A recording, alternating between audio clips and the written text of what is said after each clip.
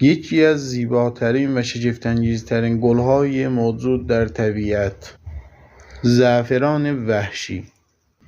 این گل در اواخر فصل زمستان و در اوایل فصل بهار نزدیک 1 ماه شکوفه می‌دهد.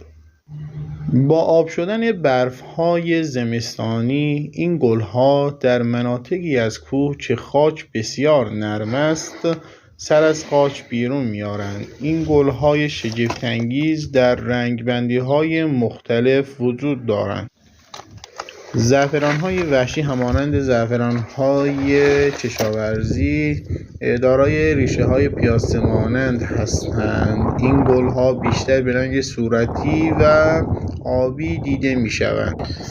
شکوفه دادن این گل‌ها در شروع فصل بهار جلوه خاصی به کوهستان می‌دهد.